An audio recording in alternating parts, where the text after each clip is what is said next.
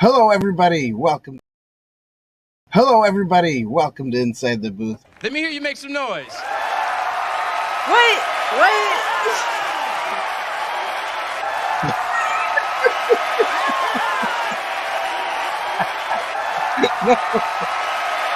All right, settle down.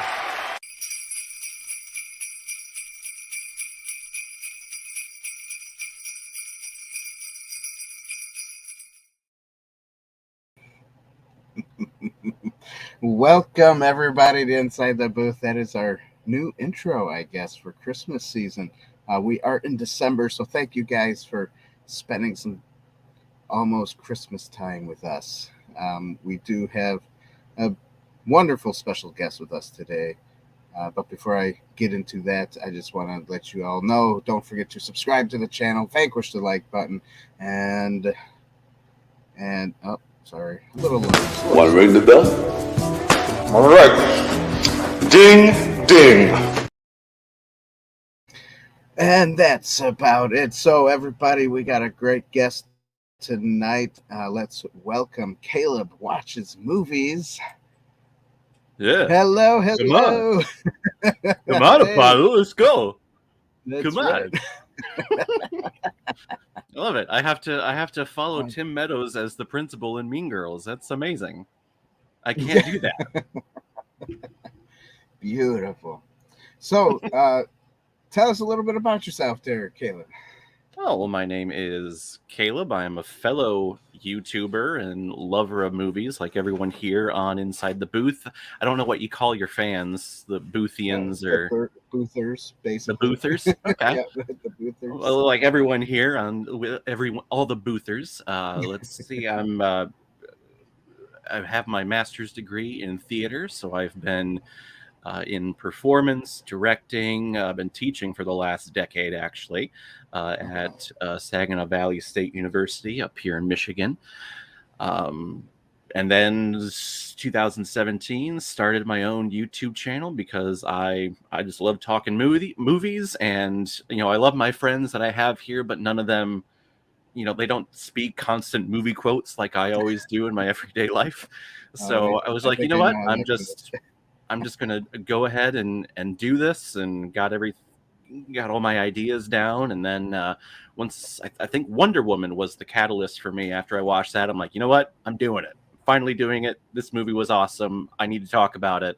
Here we go. And here we are 5 years later, and I'm gonna be going on my 700 movie review later this month. It's gonna be a watch along of me watching the Star Wars Holiday Special for the very first time. Oh, nice. So much fun. Well, I guess I'll let the cat out of the bag. Me and Tabitha, we actually did a review on that, but it's pre-recorded, so it's not out yet. Okay. So we are going to put it out on one of the days that we usually do live.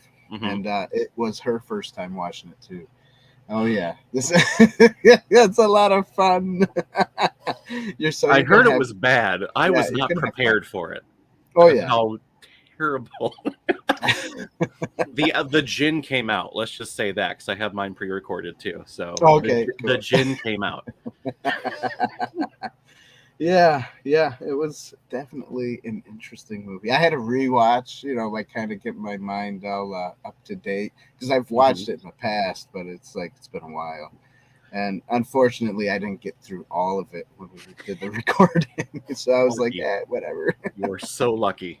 There were points where I was like, do I keep doing this? Right. Do I keep watching? You have to do it. You have to. You do. Galaxy Garage. What's up, Galaxy Garage? How you doing? And then Uncle Mike is here. Hi, Uncle Mike. So yeah, cool. All right, so there it is. I guess let's just you already said some stuff. I had some questions here. You kind of already mentioned this about how you got on your journey by basically no one in your town would talk to you about movies. So what inspired you to get on that journey to be a YouTuber? Um, I had been watching YouTubers like Jeremy Johns and Chris Stuckman for a while, who were like the big prolific movie Yeah. reviewers on YouTube. And I just loved it. Like, here's something of just regular people talking about movies. That's what I want to do. And there were many years there after grad school of just kind of I'm lost, finding something to do, just really in a depressive state. I'll be honest, it was not looking good for me, just trying to find something to look forward to and something Right.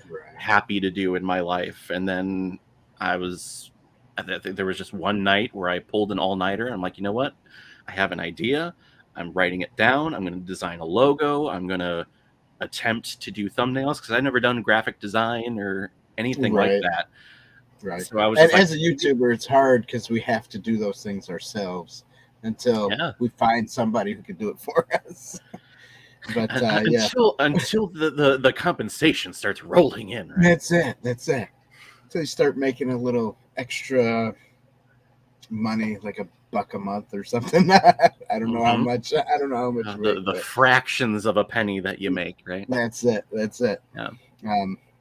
You also have a Patreon page, I suppose, right? Not Patreon, but I do open up PayPal donations, particularly if anyone has any like recommendations that they really want me to watch.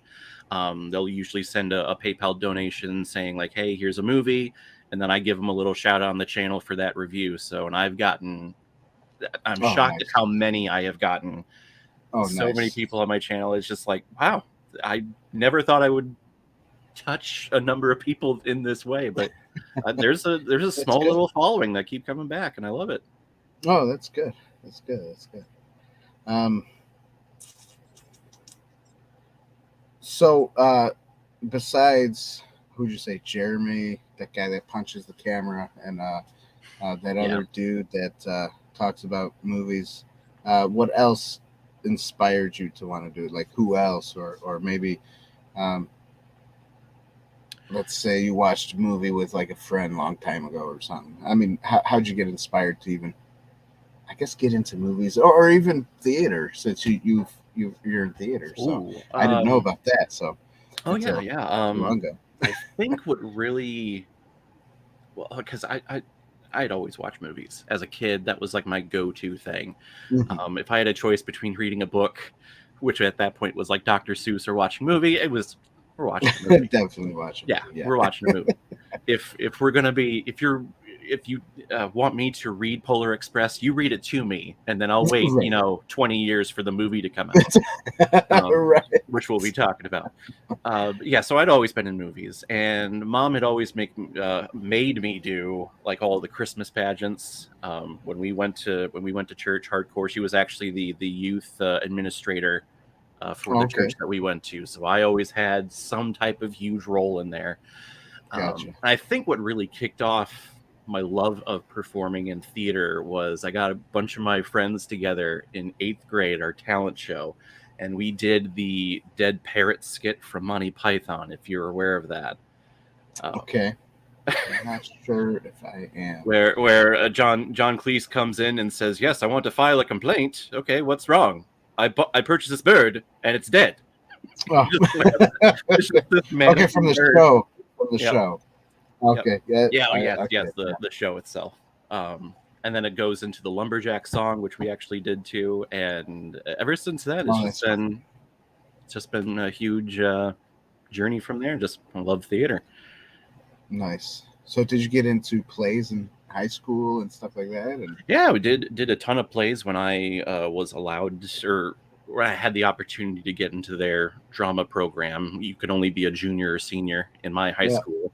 Oh, really? Oh. Yeah, I couldn't do it when you were a freshman or sophomore. I don't know why, but that's strange. Whatever. So did it there, and then I got a not a full ride scholarship, but I definitely got a huge scholarship at undergrad to be a part and have like some type of leadership role in every single production, which I did a lot. Right. And a lot of different we did Shakespeare, we did a play called One for the Pot, where I was actually playing 4 different people, 4 identical twins who would appear and would quickly leave and then get changed and then come out from the other side of the stage. Oh, nice.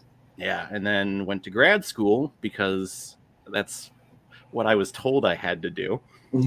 That's what you're supposed to do, right? I guess. Yeah, got in theater there. Had a grad assistantship, so started teaching, and that's where I fell in love with that. And then but ever since grad school, I've just been teaching kind of just the one introduction to theater class.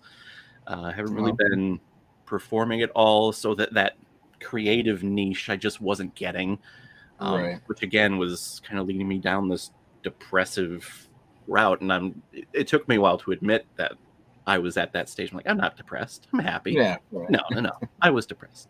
I saw the film La La Land. I know that it's not. A lot of people kind of hate on it now, but when I watched it when it was originally released, it's a movie about finding self-happiness before you can get into a relationship and make other people happy. Before you make other people happy, you have to be happy with yourself. Right. And I just took that message to heart. And it was actually after I watched it, I pulled the all-nighter then. I'm like, I'm doing this. I have an idea. Let me do this chicken scratch way of creating logos and design, and here I am. Nice. That's great. I like it. Yeah. I like it. We do have a question from someone, and this is actually probably one of my questions I'm going to ask too. So might as well do it together. Fate, what's your favorite movie of all time? One that you'll watch over and over and over.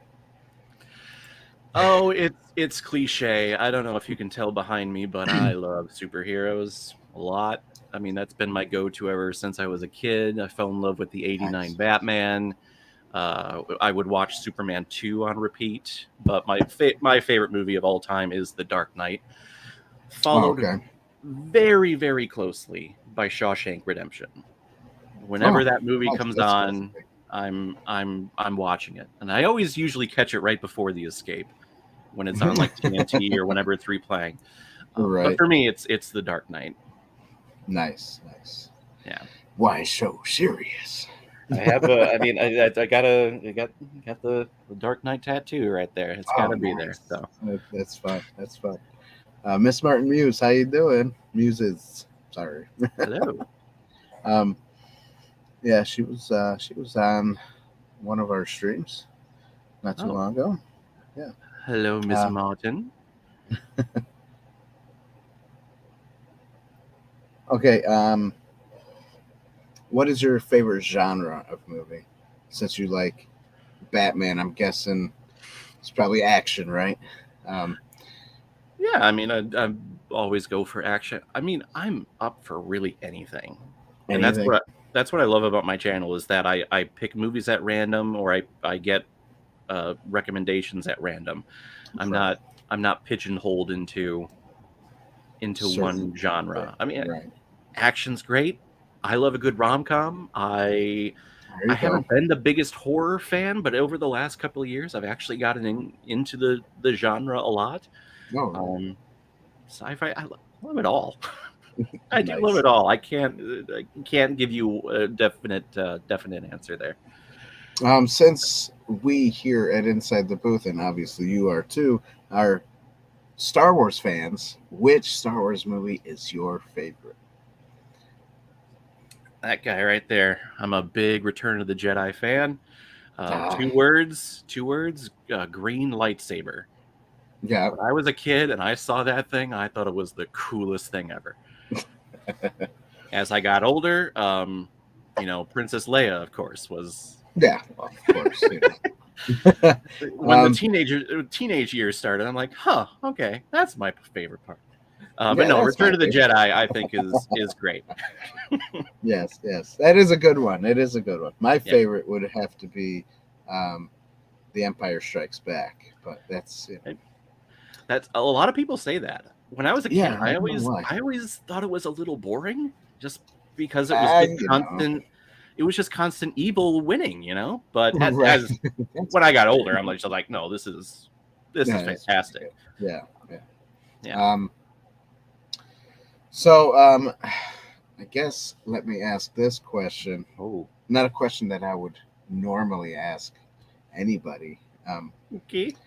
What out of the Disney Star Wars episodes was it 7, 8, and 9?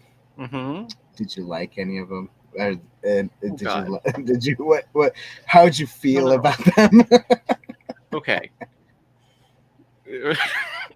I'm scared of this question because when these new Star Wars films have come out, it's just divided the fandom. Oh yeah. And the fandom has just gotten so crazy. Like, oh, if you liked one, how dare you? And if you hated one, how dare you? This one's a masterpiece. Right. And it's just gotten so vicious online. So I guess did you watch them as Star Wars movies, or did you watch them as like something totally different so you could enjoy them? Or I mean, I don't know how people do all this. Yeah, I don't know. So many people go into those things like, no, that's not. You can't do that. Rey's too powerful. I really loved. God, I'm going to lose so much credibility with everyone with my answer. I'm one of the few that actually really enjoyed episode 9. I did. Okay. And was the last one, right? Okay. I don't know. I did. I thought how they. I mean, it kind of was better than the Rian Johnson one. What was that, 8? So it was better than that one. Episode 8 angered me so much.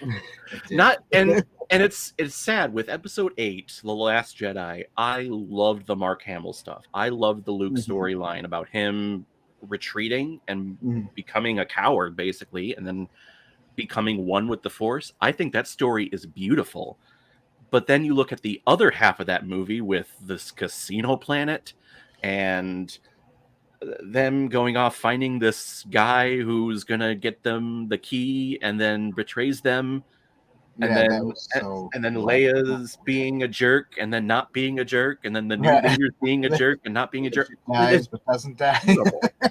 It was awful. I'm like, what is going on? I remember sitting in the theater and they get to that salt planet, and I'm like, oh, they're going to save like the salt planet battle for the next movie because it's been a long time. And I'm like, no, Oh my God, we're still going. Come on.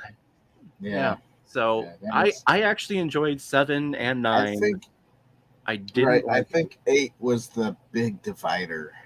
Yeah. For most of it. So yeah, I think everyone was totally fine with 7. They're like, hey, this is leading to things. This is opening new avenues. And then episode 8 happened. And then it was like, this is a masterpiece. This is terrible. And yeah. And then people just started being vicious with each other. And so I was like, okay, anything Star Wars, I will watch a few weeks after it's released. So I'm not part of everything. Yeah. All right. So here's a good question. Ooh. Is there a movie that you will not review, or have watched a movie that you said, I'm not reviewing this one? I've not received a recommendation yet where I've watched it and like, no, I'm not talking about that. If it's, it's the thing about criticism and film reviews. It's, not everything's fantastic. There's terrible stuff out there. Yeah, there is. And the beautiful thing about it is that what's terrible to me could be wonderful for you, Dan, and then what's terrible for you could be great for me. So it's like here's my voice. This is my opinion, and this is what my channel is for. This is my way of leaving my thoughts behind. I usually tell my my subscribers that if you recommend a movie where a dog is featured and a dog dies or a cat dies, I will not watch it. Oh, nice. Do not. I can't take watching animal. Like, I can watch a human die in a movie all the time. That's fine. That doesn't affect me. But if a cat or a dog dies, like from cancer or from like saving their owner, right, I'm done. I'm like, nope, can't do this. Like, I have never watched Marley and Me because I think I know what happens, and I'm not going to watch it. Right. I've been through that pain too much. So, So, have you, as a kid, have you ever watched like Homeward Bound and what's that other one? The Disney one where the Fox and the Hound. The Fox and the Hound. Name, Yep. That's the name of it. Well, the good thing about those is that Andy, the good thing about those is that they survive in them. Spoiler for those. For those who haven't seen it. but yeah, as a kid, I don't think it bothered me. But as an adult, just thinking about it and just thinking of like pets lost in the woods and just terrible owners for allowing that to happen. Yeah, there's like no, I can't watch that. Even though the pets did it on themselves and said, "Hey, we're leaving." Yeah. but the family dropped them off at this random cabin in the woods and did not leave them at home with a babysitter. Right, exactly. You know? That's true. So they're already scared because they're in a new place that they have no idea about. Mm. So that's my, I would say that's my caveat. If I know that there is a dog in a movie, I will look up, I think there's a website called doesthedogdie.com. And I will type it in there, and it has movies, TV shows, books. It tells you. Nice. And if it says, no, dog lives, I'm like, okay. I think the only one that I can push myself through is John Wick, just because it happens in the first 5 minutes. And that leads John Wick into him basically killing all these people because they killed his dog. So I was like, if you're going to kill someone, that's the reason. They kill your puppy, you know what? Yeah, they're dead. That's it. Well, before we get into reviewing this awesome movie called Zappola Express, let's do a short commercial break. For those of you, because I got a new video, so I have to play it, right? If we got new videos, you got to play them. So yep. Here's our short commercial break, everybody. Ralphie, we're waiting. Oh, come on, Mom. Right now.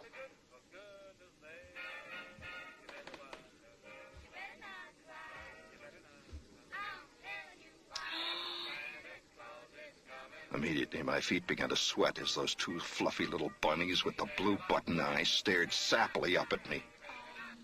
Come down here so I can see you better. I just hoped that Flick would never spot him, as the word of this humiliation could easily make life at Warren G. Harding School a veritable hell. Oh, isn't that cute? That is the most precious thing I've ever seen in my life. You look like a deranged Easter bunny. Okay. That one was good. You're selling pink bunny rabbit onesies. Onesies must be. Yeah.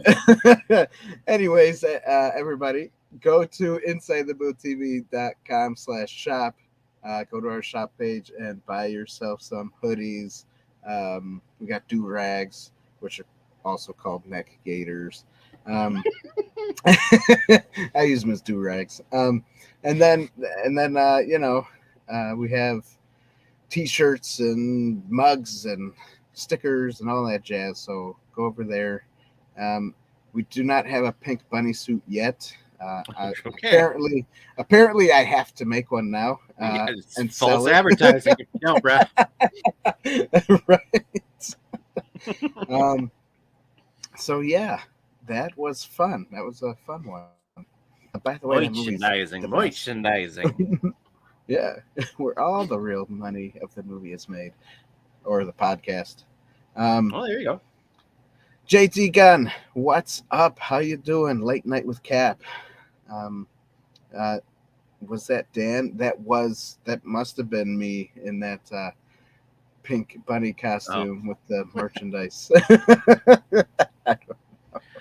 Have you ever for Christmas gotten like a piece of clothing that you had to wear and that was the reaction? No, actually I haven't. The only time we got clothing was like underwear or socks, something simple, and obviously you don't show them off. So It was like, whatever. Well. I mean, some people could show it up if they really wanted to. But, No. oh, yeah. So here we are.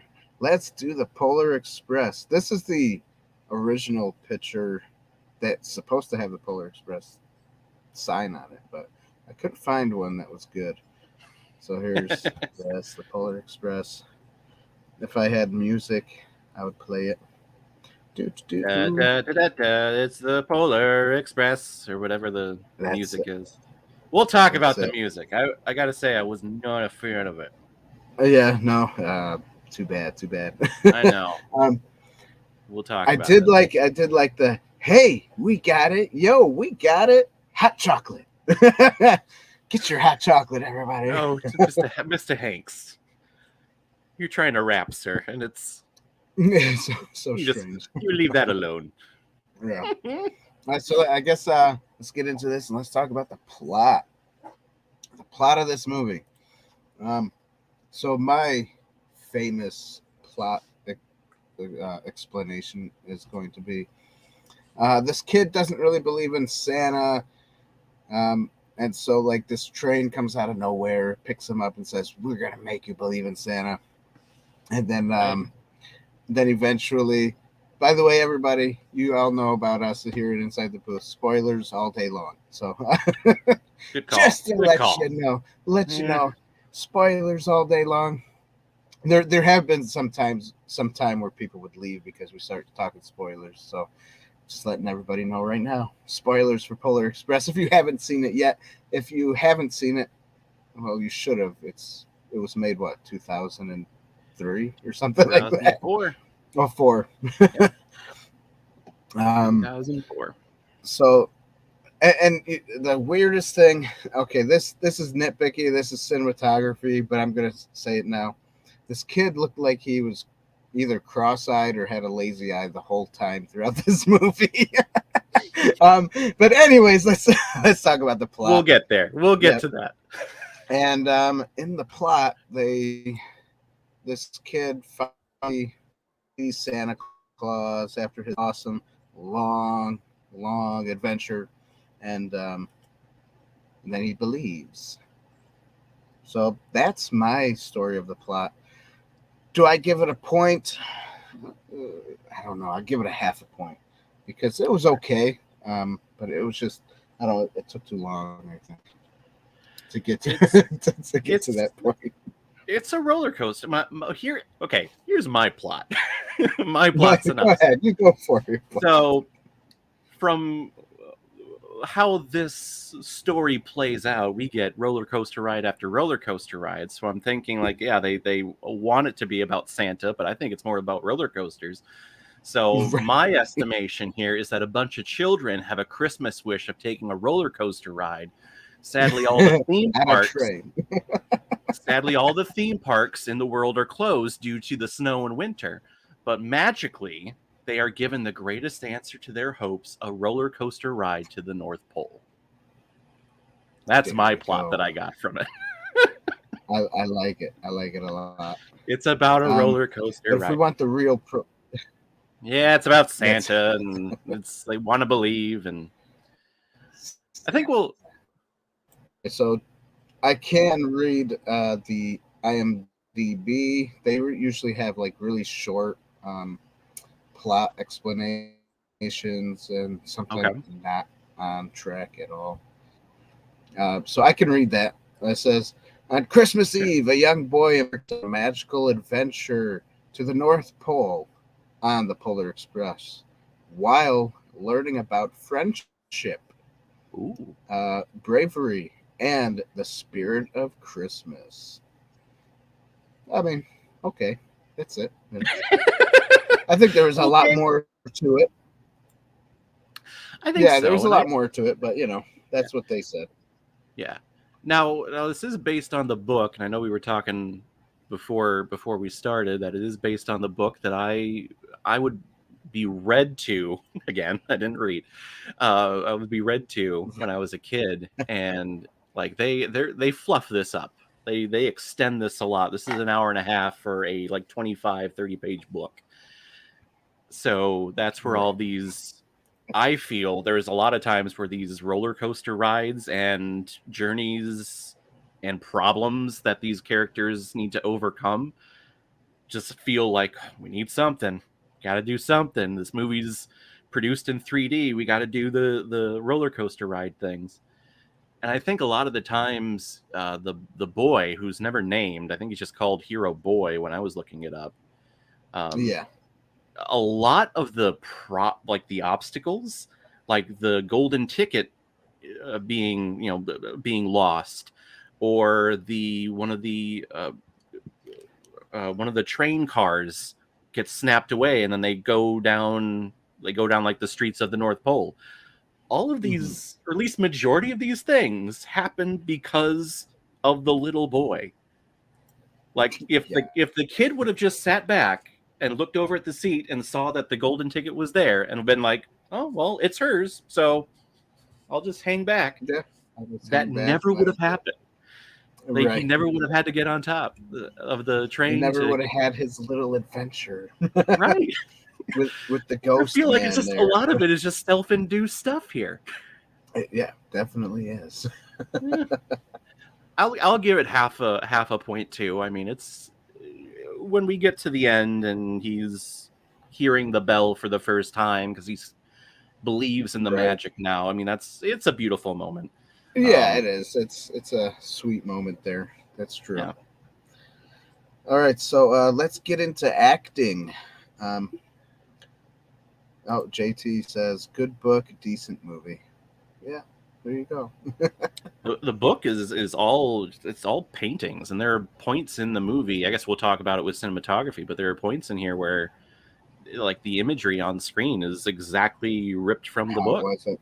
Oh, nice. I need to go look at the book now. So the acting, we have Tom Hanks, Eddie Deason. I can't say half these words. Josh Hutcherson, Michael Jeter, I guess. Yeah, this was his last movie. He passed away right after this, which really made me sad. Oh, really? If you've ever seen the movie Air Bud, he was the clown who was trying to get the dog back. Oh, right. Yeah, I didn't realize he passed away. I was like, oh, that's so sad. Yeah. Who did he play? Smokey and something. He played the engineers, I think. So the guy with the long beard. Right. And he screams every time. It sounds like a moose or something. Yeah. He's able to talk to deer or reindeer. Yeah, because he's screaming every time you pull on his ear. Right. Yeah. Yes, JT, I did not know about a book. I'm so sorry. But hey, you know what? The proper thing is that now you get to enjoy the book for the first time. Something that I can never do again. There you go. Maybe I'll do a review on that. Was the book better? So yeah, I mean, Steven Tyler was in this. Oh, he was he was the elf that was singing. So he really sang. Interesting. So the guy that looked like him, that was the elf, was really him singing. So I would assume like half the budget went to him. Probably just for that one part. Probably. But all maybe this, the majority of the JT Gunn, don't you unsub? Don't you do that, sir? Well, I guess goodbye. Yeah, goodbye. So long. So I guess I don't know, what can I say about the acting? The voice acting was good. It was decent. Tom Hanks was like 4 or 5 different people. Yeah. He's the little boy that I couldn't tell at all, just with the with the pitching. Yeah, I mean, it's Tom Hanks. He doesn't change his voice really, and really any like vocal performance that he does. Like when he's doing Woody, that's Tom Hanks. Right? Yeah, it sounds just like him. I think he tried to change his voice, like with the conductor, and then when he was the ghost, when he got to Santa at the end, I think he was like, I got nothing. I got no Right, other. right. Let I me mean, I just- think let it me was lower almost my voice. deeper, but it wasn't. I'm just gonna lower my voice a little bit, so deep as Lower possible. my voice a little bit. I'm Santa. Ho ho ho! Oh, hold on to that barrel, little boy. I have no Yeah. idea where this voice is coming from. I'm so sorry. That was That's bad. great. I love it. Oh. Yeah. I mean, for the most part, it was decent, but at the same time, I don't know. It was just weird. You know, some of it was weird. It was just like strange. Like some of the It's- voices were like, I don't know. I don't know. Part of it is with matching this voice to this uncanny valley CGI Right, with rendering. cinematography. It's just. I think at this point in 2004, we were still like, "Whoa, this is weird." Right. But I know that eventually, Right. And they this- and it's all right. So I guess we haven't given a point to acting yet, but we're kind of falling into cinematography. we are. And I would give it a point for you'll give it a acting. point for acting. All right. Yeah. I guess I can too, just because they're good actors. I mean, Tom Hanks, he's America's sweetheart. Tom Hanks is good, but I'll never watch anything with him in it again. But whatever. Okay. His newer stuff after finding things out, it's like I don't know. Anyways, that's the part of me that does this.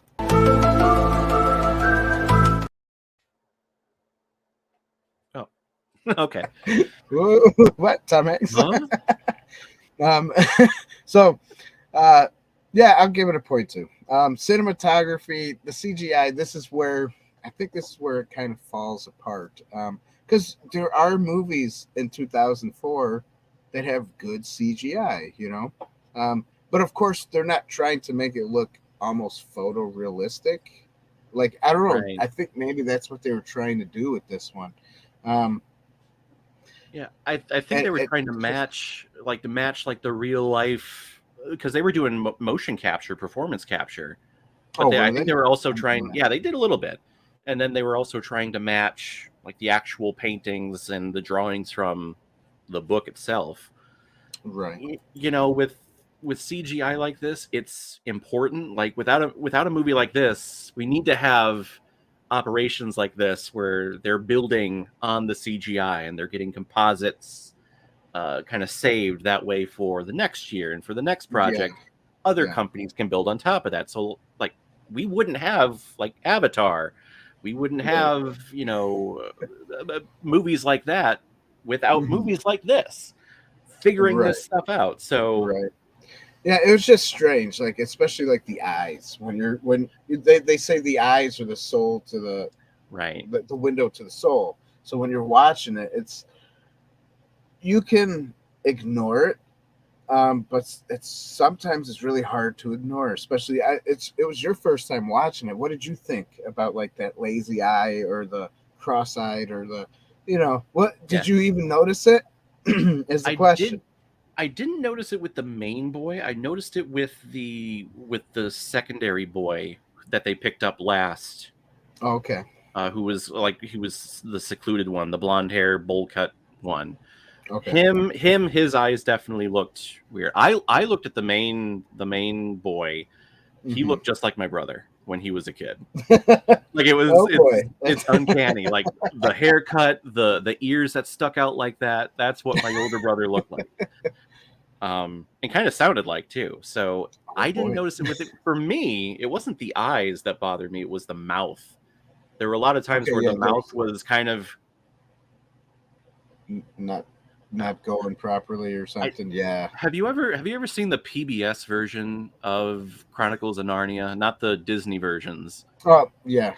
The old I've seen him long time ago. That was a long time. If you remember Aslan the lion, who's this big mechanical lion, he would come up and just go. Yeah. And whoever was doing the voice would be talking. That's what it felt like for me. It's just a lot of times these people were like, and there was no tongue movements. There was no. It felt like they had like 3 or 4 mouth movements, and it wasn't matching the vowels and the consonants that they were saying. Right. I gotcha. Yeah, I guess as you talk about it, I could see that. I do remember seeing some weird stuff with that. I think my main focus was the eyes, just because it was always there were times it looked good, and then at times it just didn't look right at all. Yeah. And it's like with a movie like that, especially it was a big hit back then. You would think they would have taken a little more time with getting it kind of tweaked properly. Yeah. But I just think the technology was just still in its infancy when it came to motion capture, because we only had right. like Andy Serkis Well, doing especially if it Gollum. was motion capture, because I mean, when I think of CGI back then, I think of like Monsters Inc. and movies like that Disney and what is that company? Pixar. Pixar, yeah. Yeah. Pixar put out, So I'm like, this isn't quite this, but since it's motion capture, I guess I could give it a little leeway, but I think when it gets to like the roller coaster rides and like all of like the scenery stuff, I think that looks great. Yeah, no, that really does look great. Yeah. I'll agree with that. I agree with that. I mean, even like right here, these pictures, they were. You got here. That stuff was nice. Like how this was and stuff. It was because that's basically how it was in the movie. The scenery was good. They did a good job with that. And it's just I don't know. It just I guess it was just the humans that really kind of threw it off. And I think that was part of the criticism when the movie came out. Like a lot of people felt like the humans or something. Yeah, it was not matching. So I'd give it half a point. I mean, there's a lot of work that goes into it. Yeah, I think I tried. Yeah. And that's what I was gonna do too. Probably half a point. That's good enough. Yeah. Can't give them. You artists have worked, for like 3 years on this. You get half a point. Half a point. You get nothing from inside the booth. I don't care how long you worked on it. Doesn't matter. Can't tell me to try to make it better because I don't know nothing about it. That's right. But I just comment about it on the internet. Yeah, that's right. I'll just criticize you. Yeah. But you can, because you know what? You paid your money for it. That's it. So next is the music of this beautiful movie. There were some parts of the music I did enjoy, and then, like you said, some parts I did not enjoy. And that being said, I'm not going to get into it. I'll just give it a half a point. Your turn. Don't want to get into it. Okay. I don't think so. I don't think I'm going to get into it too much. It was just, I don't know. Okay. Well, I mean, I can. Hello, Sheila. Looks like Sheila joined us.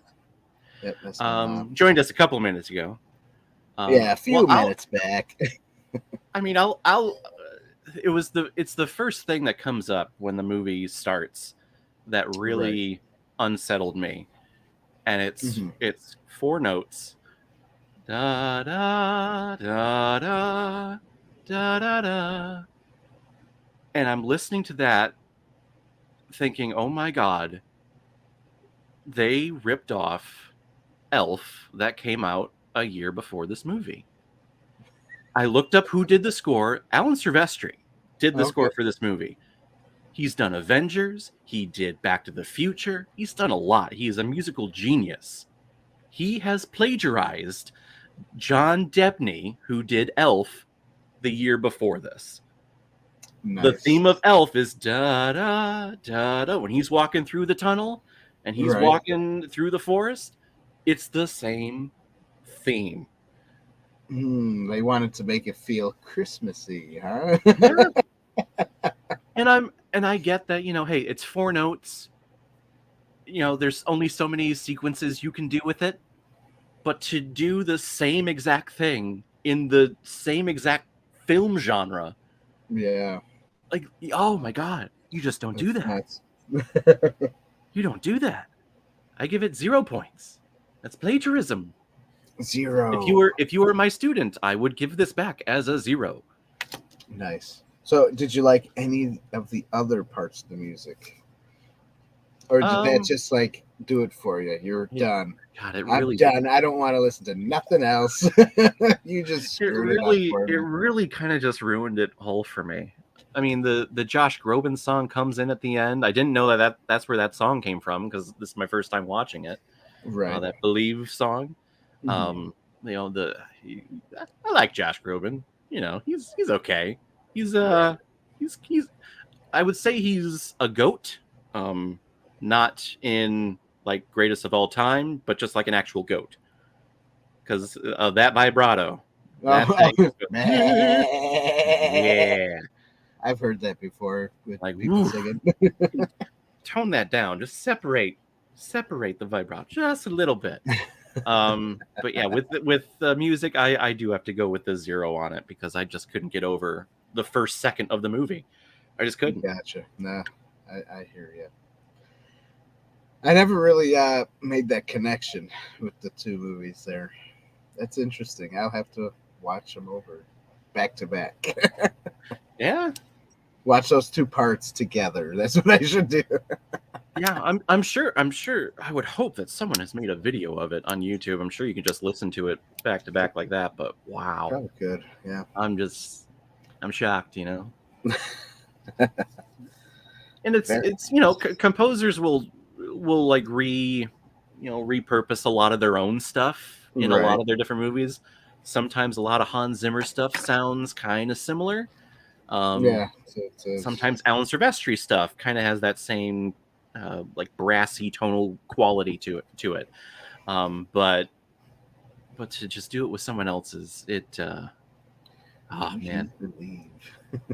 Do I believe? That's a good question. Should that move into the allegory part? Let's do it. Segue. Allegory.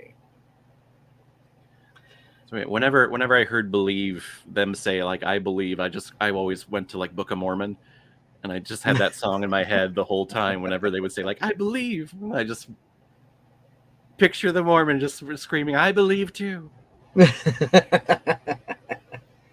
Beautiful. That's fun. So I guess since we are into allegory, I guess I could talk about the whole belief stuff. Okay. On how, you know what? I should have wrote things down because I totally forgot. I totally forgot what he said. The ghost guy on the top when he talks to the kid all the time, you know, about believing and stuff. I know he asked like, "Do you believe in ghosts?" Or yeah, and then he's like, "Interesting," and then he'd like, because the kid's like, "No, no, I don't believe in ghosts." Interesting, he says. But don't worry, I'm just Tom Hanks anyway. Well, and then he goes into one of the carts, and they have all the creepy puppets, and one of them is a Scrooge puppet, and he's like, "You don't believe either." Yeah, he voiced that puppet too. Tom Hanks did. Boy, what did he not voice in this movie? The kids. No, he was the boy. Well, right, he was the lead boy. He was not the hero girl as she's labeled in this movie. Because again, I don't think they have names. They really give names. Yeah, I think that the third kid, the blonde haired bowl cut kid. Yeah, his name is Billy, I think. That was Billy, right? Yeah, but the lead girl and the lead boy, they as far as from what I saw, I didn't see any name. Strange. Yeah, so I guess you know that. Yeah, go ahead. I think we're going to talk at the same time. One of the beautiful allegories and messages behind this movie I think was given to the little black girl at the end when the conductor stamps her ticket and it says lead. I think that is just a beautiful message for a young black girl to hear, because throughout this movie, she knew what she knew. Right. She knew what she had to do. But these men, whether it was the boy, whether it was the conductor, I mean, we're getting to skin color with these white men, kept kind of questioning her about it. Actually, there was a moment where they were trying to pull the brake, and the hero boy was asking which one's the brake. She goes, "It's that one," and he's like, "Are you sure?" Yeah, this other one kind of looks more like the brake. Are you sure about this one? She's like, no, yeah. She started questioning herself. For her to get that message of like, no, you know what you know, and you're a good leader. So when you grow up, you can be a leader. Don't listen to idiots like me who are constantly like questioning, like, do you know how to lead, or do you? I just think it's a beautiful thing for a young black girl to hear. Which, I mean, it put a huge smile on my face. Yeah. I mean, a young person. Any young person, sure. Any young person, it would be good to encourage them to do, lead. I just thought with a woman, growing up in a patriarchal system like that was, and just hearing all these men's voices being like, well, do you know? Are you sure?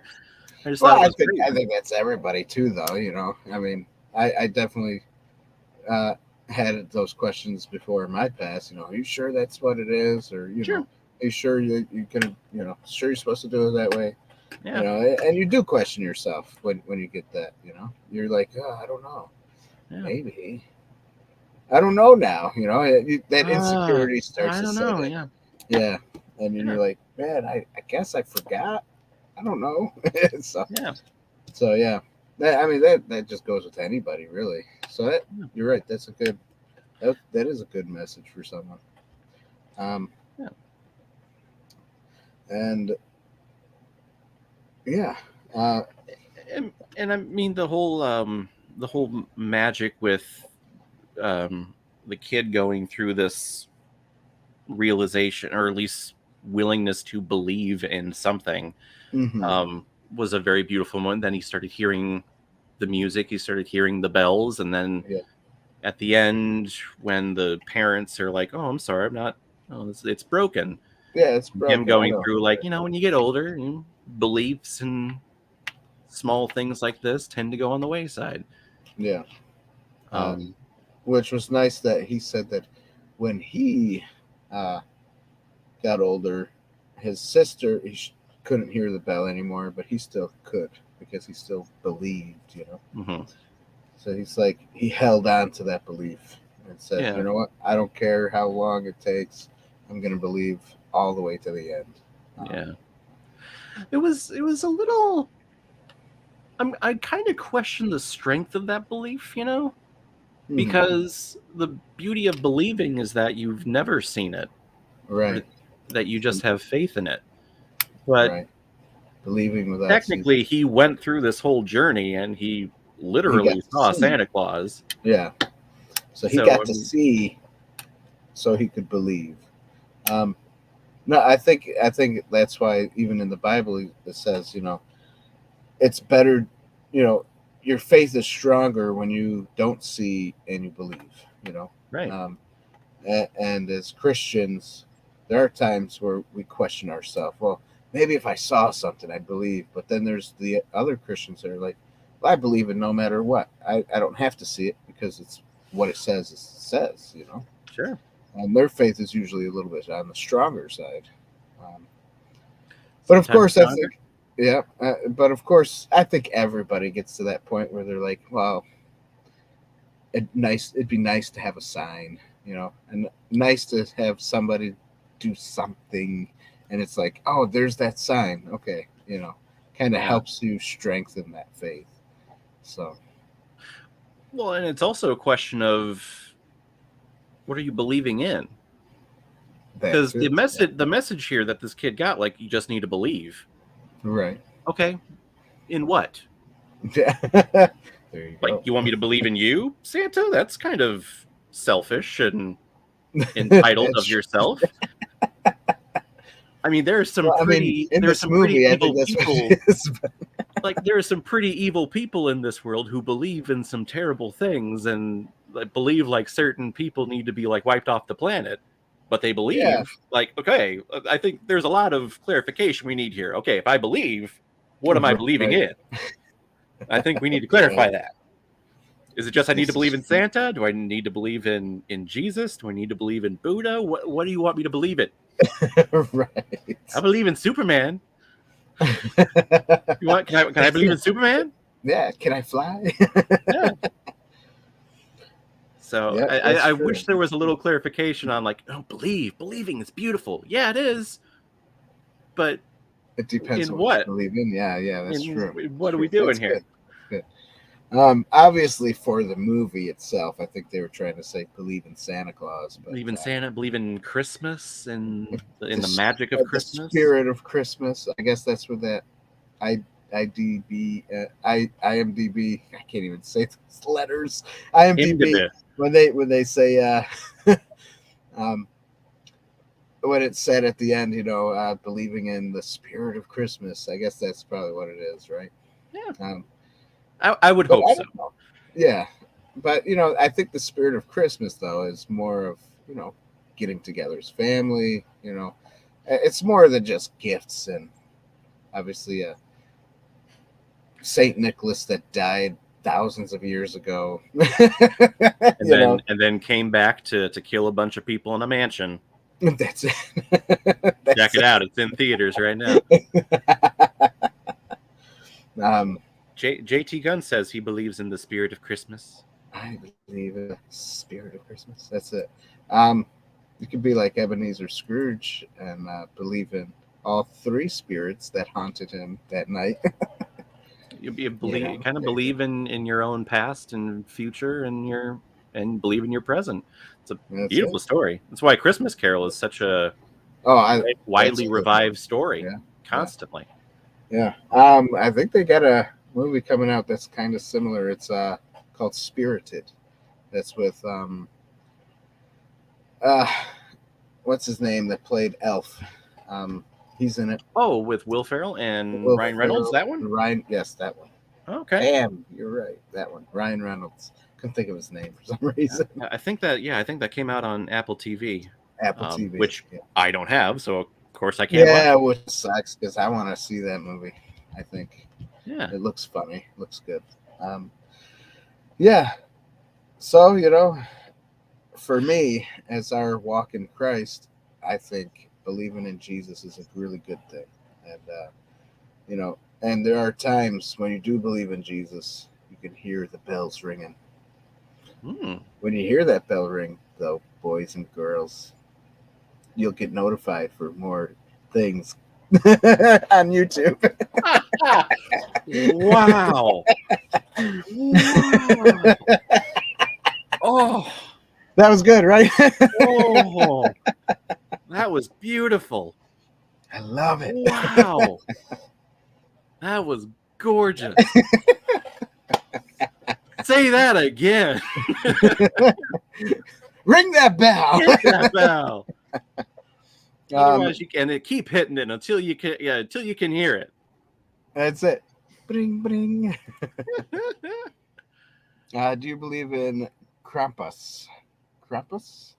Did I say that right? I'm sure it's different in many different countries. But Krampus? Krampus? Krampus? Do I believe in Krampus? I mean, what is it? What's I guess I don't even know what that is. Krampus. Krampus is the goat man. He's kind of like he's the devilish side of Santa. If Santa comes and brings presents and coal to the naughty children, I don't know the exact origin, but Krampus was told to, I want to say like in the Netherlands or something, but they were told like you need to be good, and if you're not good, Krampus is going to come and take you away and basically like throw you down to the depths of hell. Basically, that's almost like he's going to eat you. Sack of coal, isn't it? That's like that's the same thing. Yeah. Sack of coal, throwing you to hell and eating you.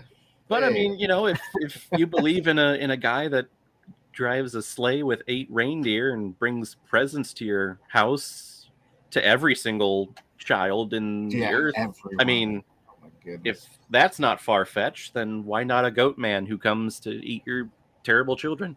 Yeah. That's the thing about belief, is that it's, you can have faith and believe in anything. You just have to. That's it. You can. You can believe in even the pagan gods there. Not just the pagan. I can't even think, like the Thor and Believe in Norwegian. Yep, the Viking gods. You can believe Viking in. gods, You can believe in Olympian and Mhm. Zeus, Apollo, Ares, and all them. Sure. That's it.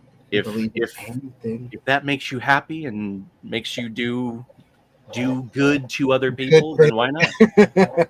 Even if they don't do good. I like JT says, I believe Dan is the law. That's right. Don't forget that. I am the law, everybody. I am above the law. So that's it. I am above. Because I am the law. Oh, what's that from? Judge Dredd. Oh, the original. That's right. The one with That's Stallone. right. That's why you got to curl your lip when you say it. Well, whenever you do Stallone, you gotta curl your lip. Yeah, that's true. That's true. What? Oscar's gonna come and date my daughter? Hey, that's a good one. That's the movie Oscar. Yeah, watched that a couple of years ago. Provolone. Yeah. You didn't like it? I thought I it was did. hilarious. I don't know. I like that one. Well, Stallone, how he thinks comedy's done is just by escalating and yelling. And like, no, there's more to it than that. But here you go. You're just funny, now you're just yelling. Okay, stop it, sir. Go back to your Rambos and your Rockies. That's it. Have you seen any of the Tulsa King lately? Good show. The what? Tulsa King. No? I've not. That's on Paramount Plus if you have that. I don't. That's probably why. Well, I mean, there's other ways to get things to watch. Just I won't tell anybody. Really?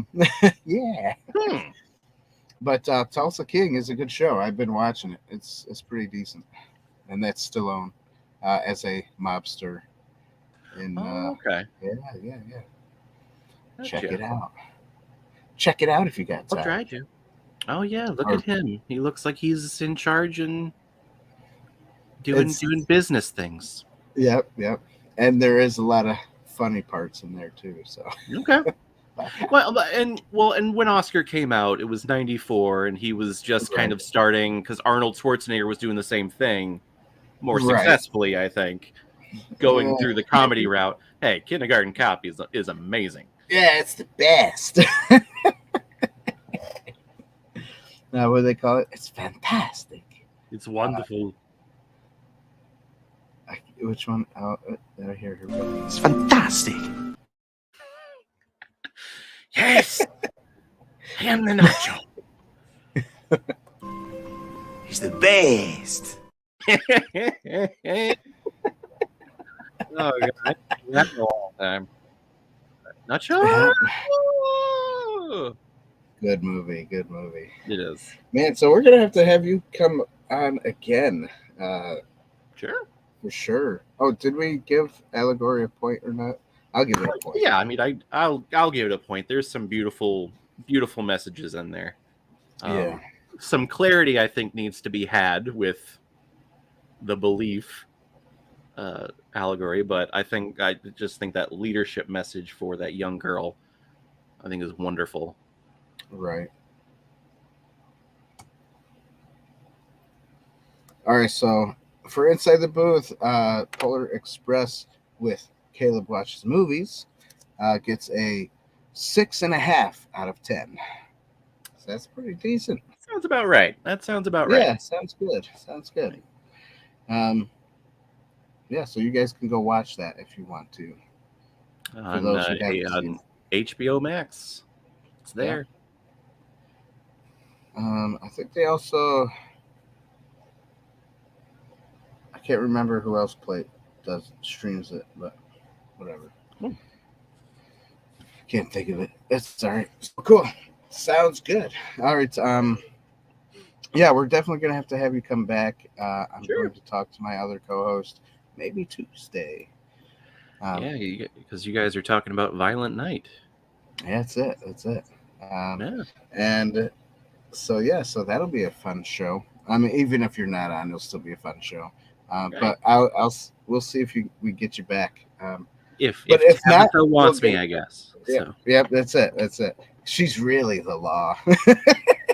There you go. But if not, we'll get you on again, probably within the new year and stuff like that, and we can hang out and do some more chit-chatting about movies and having fun. Because that's what we do here on Inside the Booth. Yeah, it was good conversation, good fun, I think. So. Yeah. Well, thanks for coming. Yeah, absolutely. Hopefully I didn't annoy everyone out there. No, I don't think so. Well, you don't think so, but they're out there. Oh, yeah, okay. Yeah. JT Gunn says, "Nice meeting you." Okay. Yeah. Nice meeting you too, JT.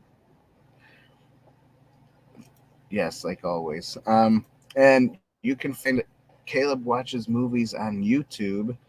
Just type in Caleb Watches Movies and go subscribe to his channel. Yep. I forgot to put it in the description below, but I will do that right after we get off of here. So okay.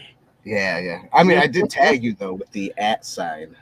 I added you. Did you? Is that how they call it? I don't know. Didn't at me. Don't. Yeah, that's at me.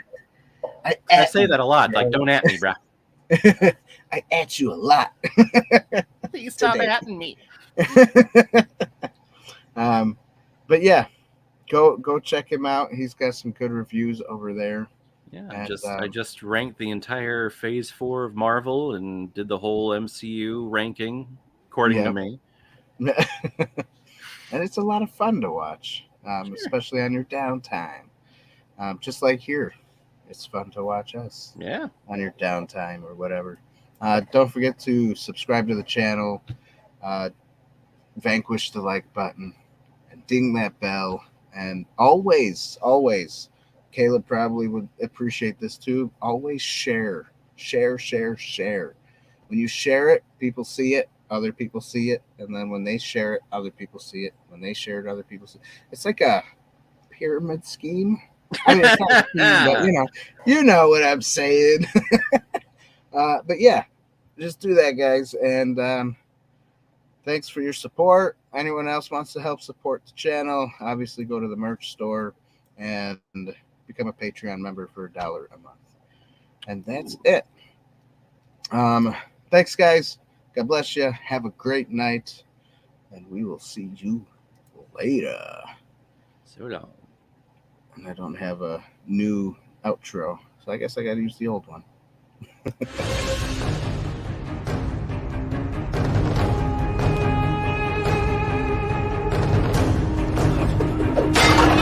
Are you not entertained?